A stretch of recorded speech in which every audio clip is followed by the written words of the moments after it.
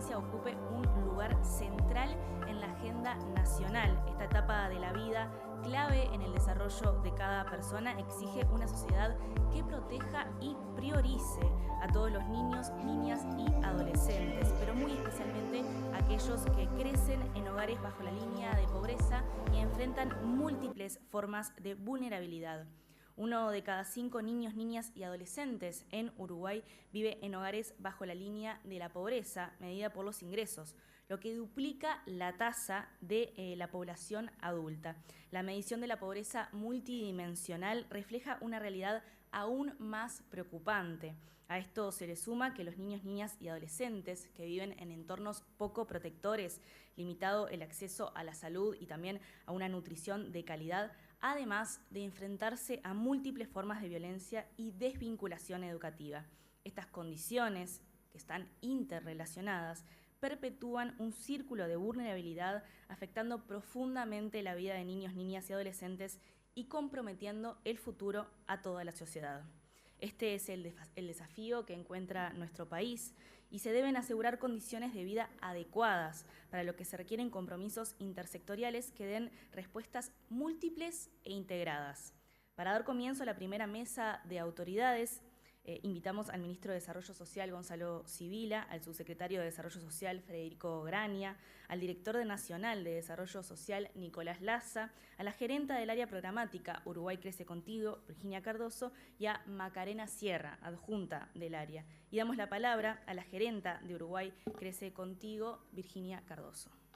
Bueno, buenos días a todos, todas. Desde Uruguay Crece Contigo queremos darle la bienvenida y agradecerles a todos, todas la participación. Sobre todo transmito este saludo de parte de todo el equipo de dirección y que trabajó de forma muy intensa para que este seminario sea posible, para que podamos hoy tener, bueno, un intercambio de alto nivel que nos permita consolidar que este seminario como un mojón más en este camino de trabajo de respuestas y de construcción de respuestas intersectoriales. Esperamos que sea una jornada sumamente enriquecedora donde nos vayamos con muchas líneas de trabajo para seguir concretando y articulando en conjunto en pos de los derechos de nuestras infancias.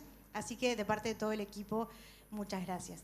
También decirles que esta convocatoria, este seminario en clave de intersectorialidad responde a la vocación de Uruguay Crece Contigo como política territorial, como política nacional, que apuesta a tener un rol clave en la articulación de la intersectorialidad para que a través de los equipos de proximidad la intersectorialidad llegue a la casa, al barrio, al lugar donde están quienes más necesitan que esos derechos puedan ser ejercidos de forma efectiva. Por lo tanto, decirles que la apuesta a Uruguay Crece Contigo es a trabajar arduamente para que la intersectorialidad no sea un concepto abstracto, sino que sea una realidad concreta en la vida de cada una de las familias y de las infancias que acompañamos. Así que nos alegra muchísimo poder hoy tener este espacio, este diálogo y llevarnos todas las líneas de trabajo que surjan hoy de esta jornada. Así que muchas gracias y estaremos compartiendo todo el día en este espacio y en las 3 mesas que tenemos de intercambio. Gracias.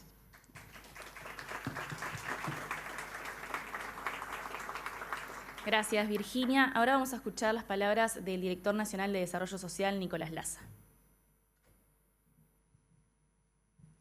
Bien, muchas gracias. Buenos días a todos y a todas. Muchas gracias por acercarse hasta acá a compartir este espacio que, como decía Virginia, se enmarca en el mes de la primera infancia, en esta voluntad de poner temas en debate, de poder pensar juntos y juntas para poder hacer mejor, porque en definitiva se trata de eso. Nosotros no somos disertantes con goce de sueldo, sino que vinimos acá a transformar la realidad, esta dura realidad que tenemos entre manos. Nos convoca un problema, nos convoca un problema grave. La midamos como la midamos, la pobreza infantil alcanza a muchísimos de los nuestros y de las nuestras. Realmente son alarmantes, tenemos noticias, novedades metodológicas, pero que en definitiva nos hablan del mismo problema y con la misma crueldad. Entonces, la pobreza infantil es un síntoma porque hay niños, niñas y adolescentes pobres, porque hay hogares pobres, porque hay un montón de derechos que están vulnerados, porque hay un sistema que se expresa de esa forma y que nosotros no estamos para emparchar, sino para transformar. Y creo que también en eso se juega mucho del reperfilamiento que estamos pensando desde el Ministerio de Desarrollo Social y concretamente desde esta Dirección Nacional de Desarrollo Social, porque queremos pararnos ahí, queremos pararnos en ese tránsito entre las medidas que nosotros tenemos que hacer de protección de nuestras infancias, pero pensando en clave de desarrollo. Hay, y a lo largo del día seguramente van a aparecer un montón de indicadores, sobre todo en aquellos hogares con niños y niñas menores de 6 años, se encuentran los indicadores más altos de hacinamiento, de desvinculación educativa, es decir, hay muchos indicadores. Yo en esta presentación del arranque la verdad que no me quería meter en estos indicadores porque los vamos a poder discutir en profundidad, pero creo también que en este marco, en esta apertura, es una oportunidad para poder salirnos un poco de estadísticas que muchas veces pueden resultar anestesiantes, ¿no? Son una forma también de quitarle rostros, de quitar caras a un montón de situaciones dolorosas con las que nuestros equipos de cercanía se enfrentan a diario. Entonces, me quería parar en esto, ¿no? En esta necesidad de reconociendo esos dolores que circulan, que están, que nos duelen, a nosotros también, poder pararnos en estrategias de desarrollo social, ¿no? Para que el sistema en el que vivimos no le ampute el futuro a nuestros gurises y a nuestras gurisas. Y hoy nosotros en este arranque, sobre todo en esta construcción del compromiso intersectorial que ponemos que es hoy, y esto lo decimos en el marco de este título del seminario porque la coordinación, la articulación, ya a esta altura no es una opción, es una necesidad, es un imperativo ético. Tenemos que hacerlo porque tenemos que llegar mejor, porque tenemos que ser más efectivos, porque tenemos que ser más asertivos, porque tenemos que empezar a pensar a partir de los problemas y no desde las instituciones en las que nosotros estamos desempeñando y desarrollando tareas. Y eso es un cambio metodológico importante, es relevante, y la gravedad de los asuntos que tenemos entre manos así nos desafía. Y en eso nosotros y nosotras estamos muy comprometidos para seguir compartiendo lo que sabemos hacer, las estrategias que sabemos que funcionan, estas áreas programáticas que tenemos en el Ministerio que sabemos que funcionan, que tienen resultados y que son una posibilidad también para articular con otros y con otras desde los territorios. Nosotros hoy vamos a discutir sobre muchos desafíos. Tenemos desafíos de armonización normativa. Pero la armonización normativa no es un valor en sí mismo, es armonizar la normativa para armonizar la vida de los gurises y de las gurisas, en definitiva, ¿no? Para que no estén sometidas nuestras infancias a un estado de estrés crónico, que es lo que se deriva de vivir durante muchísimos años en condiciones de pobreza. Entonces, ahora estamos obligados a ser más creativos y estamos obligados a acompañar de materialidad nuestras intervenciones. Y en ese sentido nosotros tenemos una propuesta que es una de las prioridades de este gobierno, una de las 63 prioridades que seguramente desarrollará después el ministro, pero que tiene que ver con aportar materialidad a esos espacios, a esos hogares que necesitan mejorarse para que nuestras infancias y nuestras adolescencias puedan crecer mejor. Y en esto, este es un cambio, se vendrán muchos más. Como dice el ministro, no estamos para hacer cambios módicos. La pobreza infantil no la vamos a poder revertir ni combatir con medidas tímidas, y en eso nosotros estamos embarcados. Para dar este cambio que tiene que ver con la materialidad, pero que también tiene que ver con lo cultural. Acá me parece que también se anudan un montón de debates que tenemos que dar sobre cómo nos relacionamos y qué aporte también podemos hacer a los debates y los discursos de ética. Porque nosotros hoy estamos diciendo, el eslogan de nuestro mes, son 3 millones cuidando a 30.000. Y esto es un desafío que nos pone a todos y todas desde el lugar de cuidadores, de preocuparnos por los otros en un mundo y en una sociedad que todo el tiempo nos está convocando al autocuidado, ¿no? Este discurso ha permeado muchísimo. Y escuchaba hace un tiempo a una psicoanalista decir que el discurso del autocuidado era una suerte de ungüento, ¿no? Es un discurso, una crema que uno se pasa y hace que el otro le empiece a resbalar. Nosotros no estamos para eso. Nosotros también estamos para este cambio que es político, que es ideológico, pero que es cultural y que hace a construir otras relaciones entre nosotros y entre nosotras.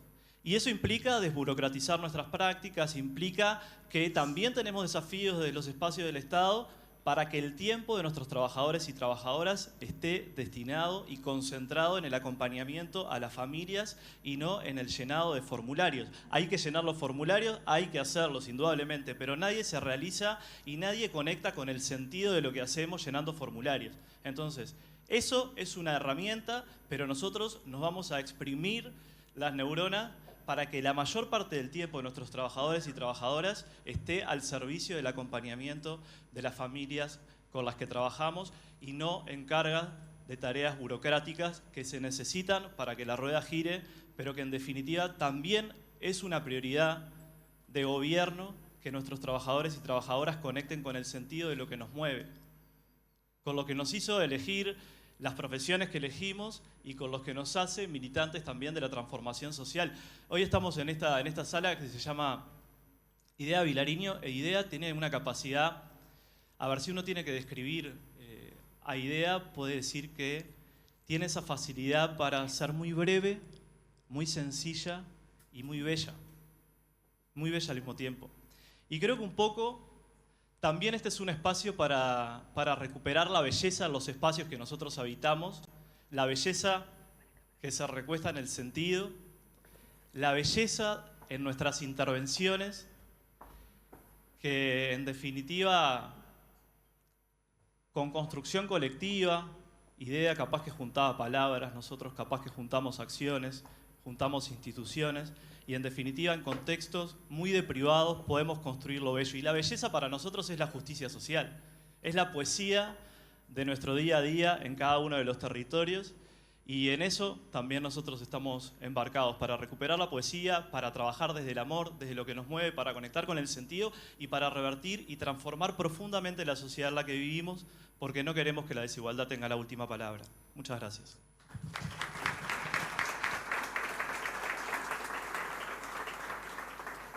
Muchas gracias, Nicolás. Ahora vamos a escuchar al subsecretario de Desarrollo Social, Federico Graña.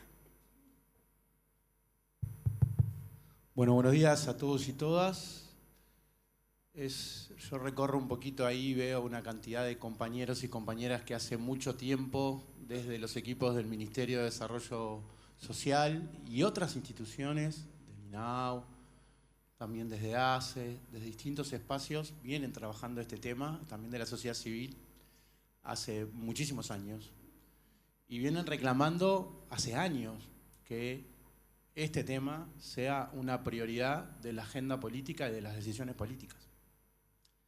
Creo que con lo que pasó hace pocos días, lo decía muy bien Nicolás, yo lo hablaba ahora con Gonzalo, cambio de metodología que uno podría decir que no es nada, en realidad nos tira una foto todavía más grave de lo que nosotros veíamos. Y capaz que también está esto que aportaba ahora Nico, de que cuando uno ve porcentajes y esa diferencia entre los porcentajes y lo que ve cuando recorre, cuando trabaja con los equipos, cuando está en la calle, había un ruido ahí.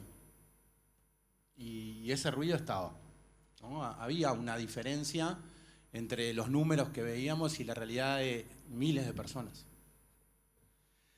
Y creo que también es una valentía que se transparente esta situación con este cambio de metodología. Nos eleva y nos eleva la vara todavía y nos pone a que esto que veíamos urgente o que veíamos central se vuelve urgente. Y creo que ese es el primer punto a remarcar en esta instancia.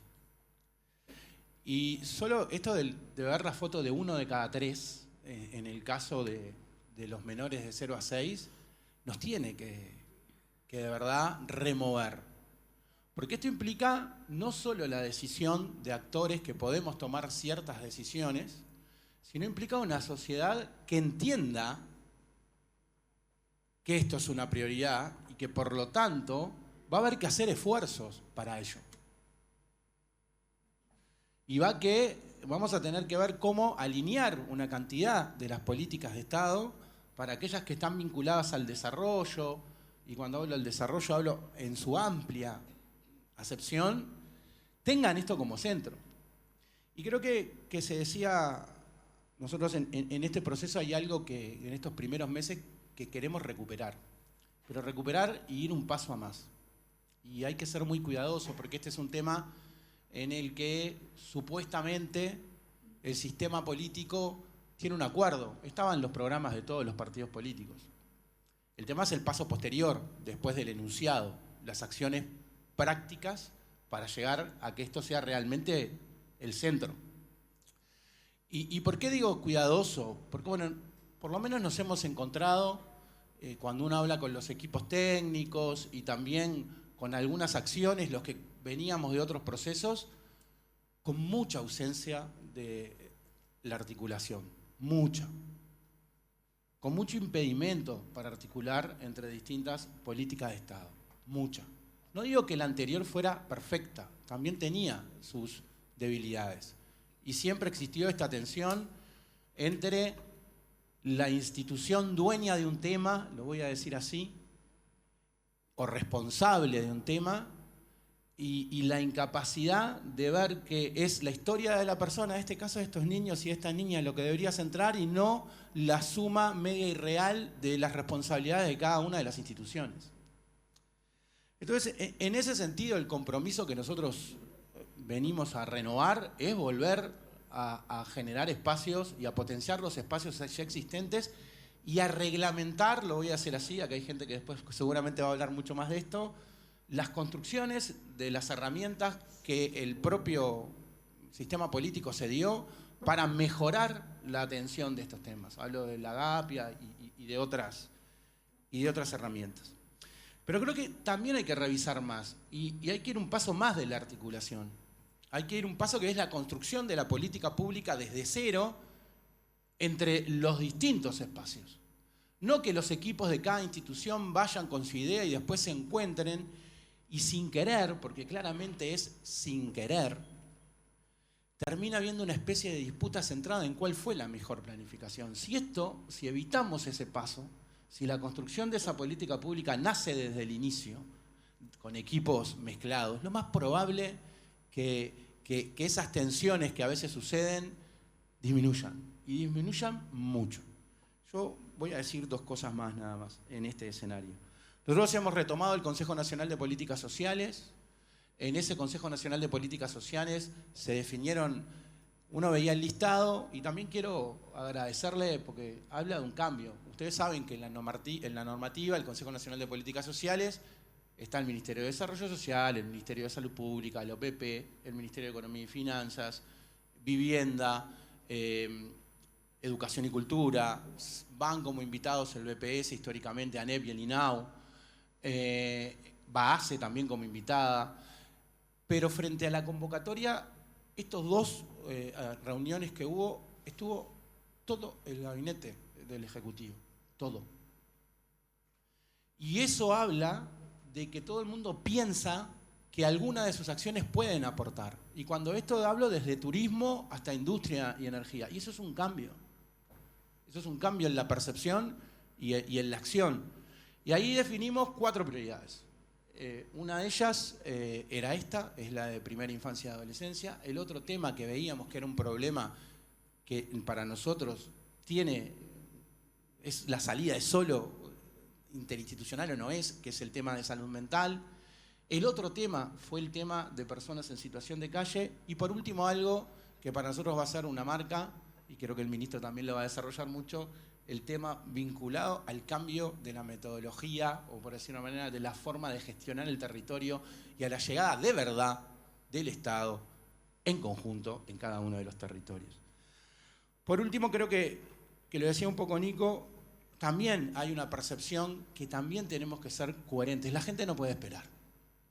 Y cuando digo que la gente no puede esperar, también racionalicémoslo, ¿no? Cuando tenemos falencias en cuidados, los números lo dicen, tenemos falencias vinculadas a la situación de vivienda, los números lo dicen, pero tenemos vergüenzas en algunos casos, urgencias. Entonces, quizás hay que ordenar. Y en eso de ordenar, voy a poner un solo ejemplo, vinculado a algo de lo que decía Nicolás, el generar la respuesta habitacional perfecta nos va a llevar años, aunque tengamos toda la plata, por el tema de construcción. Nos va a llevar 2, 3 años, 4 años, aunque la tuvieras toda. Por eso, en ese escenario, aunque la tuvieras toda. Bueno, tenemos que generar otras prioridades. Y no puede ser que un gurí y una gurisa nazca sin baño, nazca en un piso de tierra. Y eso, por ahí viene ese crece desde el pie. Y voy a poner otra articulación más y cierro. Un programa como este que ya estamos trabajando, que ya está ACE, que ya está el Ministerio de Vivienda, que ya empezamos a articular. Va a haber que articular con otros actores más. Yo vengo en mi última etapa de administración vinculada a lo público de la Intendencia de Montevideo. Tiene 2 programas, la Intendencia de Montevideo, vinculado a este tema del 7% de gurises y gurisas que están sin saneamiento, lo digo así. Uno es el de la conexión al saneamiento en las zonas que hay saneamiento, y otro es un fondo de ayuda para las situaciones que están vinculadas a paramétrica, que es gratuito. Están los fondos. ¿Cómo puede ser que no los hemos articulado para que la respuesta sea la misma? Y ese escenario es el escenario que tenemos que recuperar. Cierro. El desafío es enorme. La sociedad uruguaya creo que todavía de verdad no magnifica lo que esto significa. Creo que para eso las y los que están acá tenemos que transformarnos en decir, este número nos tiene que cuestionar. Este número son cientos de gurises, miles de gurises y gurisas. Es el futuro de nuestro país. Y no lo digo el futuro como esta cosa será en el futuro. Digo, no sé cómo transmitirlo, ¿no? ¿Qué viabilidad de país hay con 1 de cada 3? ¿O de país desarrollado hay con 1 de cada 3 desarrollándose así? ¿En serio no nos vamos a permitir discutir algunos temas vinculados a la redistribución de recursos? ¿En serio con estos números, no? Creo que el desafío es enorme y estamos todos y todas invitadas a cambiar un poquito la realidad y a tener un futuro cada día mucho más digno. Los gurises se lo merecen. Y ahora vamos a escuchar al ministro de Desarrollo Social, Gonzalo Sibila. Bueno, buenos días a todas y a todos. Gracias por estar. Gracias, Antel. Lo veo a Pablo ahí. Por darnos la oportunidad de estar en esta sala compartiendo también algunas palabras y un evento que tiene entre sus cometidos el de facilitar el diálogo interinstitucional y el diálogo con la sociedad civil sobre un tema que es vital para el Uruguay. Lo primero que me nace decir es cuánto tiempo hace que estamos repitiendo las mismas cosas, ¿no? Cuántos años, cuántas décadas. Recordaba ahora las investigaciones de Juan Pablo Terra sobre la pobreza en las infancias. ¿Cuánto hace que en nuestro país venimos invocando el problema de la pobreza de nuestros niños y niñas? ¿Y cuánto hace que vemos estas 2 palabras siempre vinculadas, ¿no? Infancia y pobreza? Creo que nuestra gran victoria va a ser el día que podamos separar ese par y que el problema de la pobreza de nuestros niños y niñas no sea el problema recurrente sobre el que hablar, porque fue, en todo caso, el problema recurrente sobre el que actuar. Con esto no quiero decir que no estemos actuando. El país viene haciendo cosas desde hace mucho tiempo y Uruguay Crece Contigo es un ejemplo también de un país que se puso entre sus objetivos de política pública desarrollar programas, propuestas vinculadas a esta realidad. Y creo que Uruguay Crece Contigo tiene además mucho para enseñarnos por la forma de concebir el trabajo, de entender el trabajo en el territorio, con las familias, también el trabajo entre instituciones. No en vano, Uruguay Crece Contigo ha estado históricamente convocando también este tipo de instancias en las que participan distintas agencias, organismos, instituciones estatales. referentes también de la sociedad civil. Pero creo que para el gran avance manuscrito que tenemos en este tema y para el acumulado de discursos que tenemos en este tema, la realidad nos sigue quedando todavía muy lejos.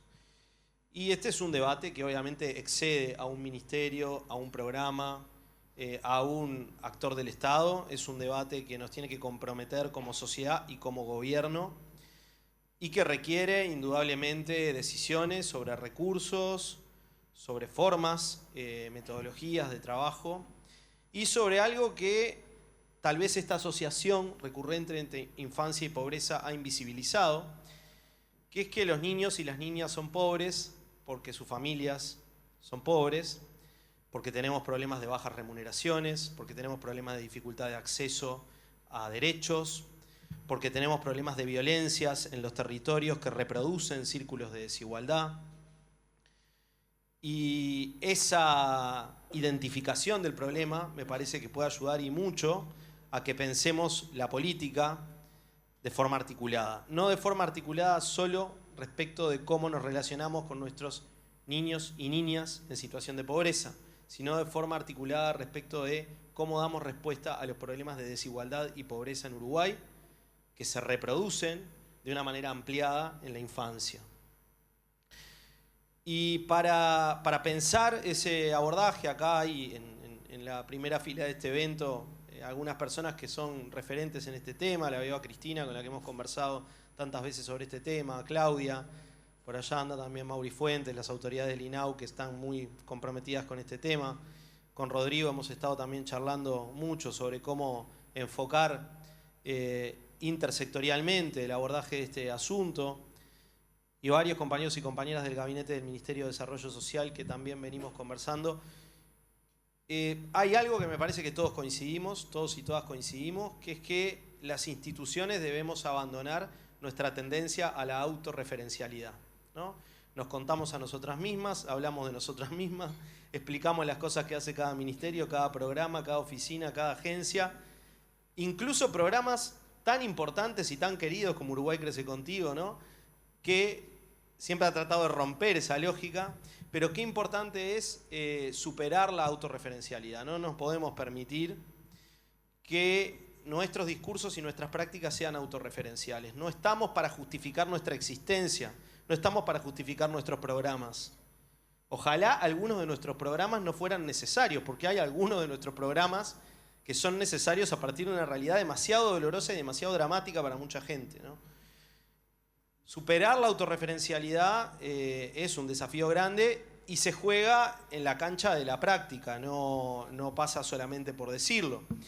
Entonces, cuando los compañeros que me precedieron en el uso de la palabra y Virginia en su intervención inicial, que dicho sea de paso está conduciendo con mucha fuerza este proceso, le quiero agradecer, Virginia, a Macarena, al equipo, por ponerse al hombro también esta nueva etapa, decían en sus intervenciones que tenemos que trabajar intersectorialmente, interinstitucionalmente.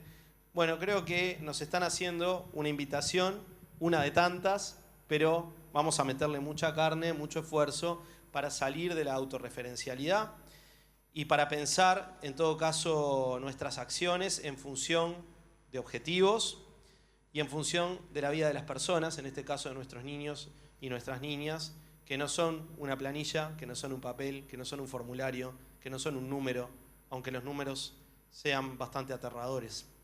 Es mucho más aterradora la realidad que los números, porque la realidad en la vida concreta de nuestros niños y de nuestras niñas es tragedia a veces, ¿no? Y creo que esta asociación tan fuerte entre infancia y pobreza también conlleva una mirada de nuestras infancias desde la carencia. Tendemos a mirar a nuestros niños y a nuestras niñas desde la carencia, porque efectivamente hay muchas carencias. Pero ¿qué se pierde el Uruguay cuando tiene que mirar o tiende a mirar a sus niños y a sus niñas desde la carencia?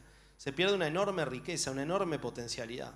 Hay mucha más potencialidad, mucho más riqueza, mucho más oportunidad que carencia.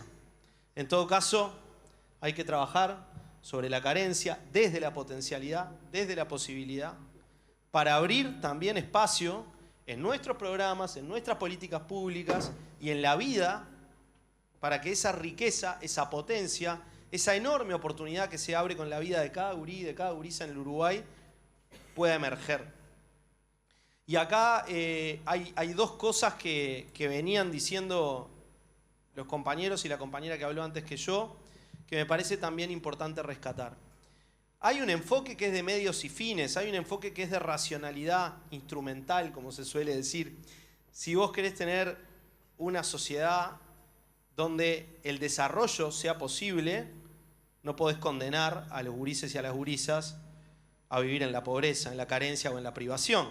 Es decir, el país en tanto proyecto está comprometido si no se resuelve este problema de una manera diferente. Esa es una mirada de racionalidad instrumental. Creo que la puede compartir incluso alguien que esté muy lejos ideológicamente a algunos de los que pensamos lo que estamos diciendo acá, ¿no? Y por eso también se han generado ciertos niveles de consenso en el sistema político uruguayo, en la sociedad uruguaya, respecto a la necesidad de abordar este problema.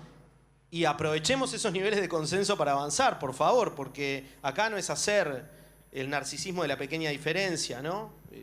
Acá tenemos que caminar juntos y juntas para tratar de lograr esos objetivos. Y hay una segunda dimensión, un segundo nivel, que para nosotros es el primero, que es el ético. No es de racionalidad instrumental, es ético. Tiene que ver con la dignidad de las personas, tiene que ver con la dignidad de la vida, ¿no? Y acá el desafío ya no es solamente qué pasa con el Uruguay como proyecto de desarrollo, si seguimos comprometiendo la vida de nuestras infancias en una pobreza que se autorreproduce y se amplía de manera sistemática, sino que la interpelación es bastante más profunda. ¿Qué dice de nosotros como humanidad? ¿Qué dice de nosotros como sociedad? Que tengamos esta realidad planteada y que no podamos moverla demasiado del lugar. Y dice cosas bastante graves. Y en un mundo donde la crueldad se ha venido instalando también como ideología, a mí me parece que este grito, que es el grito de la vida que quiere ser, que es el grito de la dignidad, que es el grito que nos dice esto no puede ser así, y no solamente no puede ser así porque compromete el desarrollo del país, no puede ser así porque no es justo que sea así, porque no está bien que sea así. Ese grito es el que nos tiene que mover desde las entrañas a transformar esto. Y para que eso no quede en un discurso, necesitamos un esfuerzo muy grande de recursos y de acción coordinada para que ese cambio suceda. Lo vamos a hacer en conjunto, y acá recién traían los compañeros el caso de un proyecto piloto que vamos a empezar a implementar en los próximos meses, que tiene que ver con una respuesta sociohabitacional, que se llama Crece desde el pie. Ya estaremos comentando a su debido tiempo también de qué se trata esto. Ha habido muchos proyectos pilotos, este va a ser otro proyecto piloto, y esperemos que nos permita escalar para cumplir con objetivos que incluso están en nuestro programa de gobierno y para nosotros son una referencia muy fuerte. Pero además de los proyectos piloto y de este proyecto piloto en particular, tenemos un desafío que es cambiar nuestra forma de hacer, y ahí está el abandono de la autorreferencialidad que mencionaba antes en una clave que nosotros decimos comunitaria, y ustedes lo han dicho muchas veces porque este programa Uruguay Crece Contigo y muchas otras propuestas vinculadas a primera infancia han discutido sobre esta perspectiva. El abordaje exclusivamente individual o familiar tiene sus límites, porque las familias también son reproductoras de violencia y de desigualdad. Yo creo que tenemos una discusión en torno a la idealización de la familia como unidad de intervención, por llamarle de alguna manera, ¿no?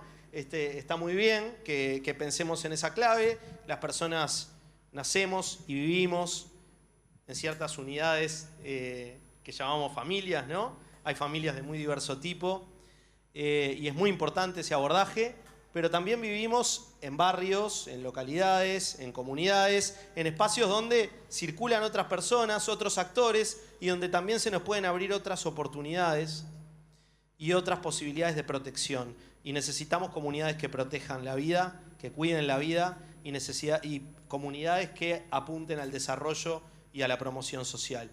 Creo que ese es un desafío enorme. El enfoque comunitario, el abordaje comunitario es en definitiva un cambio de chip, un cambio de paradigma, mucha red, mucha construcción con otros, no subestimar ningún saber. Hay mucha gente que sabe mucho y no necesariamente por haber estudiado en una institución sobre un tema, que ese saber profesional es re importante y siempre lo tenemos que valorar y jerarquizar, pero hay muchos saberes también en nuestro pueblo, en nuestras comunidades, que tienen que ser parte de esa construcción que nos permita dar una respuesta comunitaria a problemas que son sociales, porque los problemas sociales se resuelven socialmente y no se resuelven de arriba para abajo, sino que se resuelven desde la propia gente. Muchas gracias por la oportunidad de estar hoy acá compartiendo este rato con ustedes y arriba.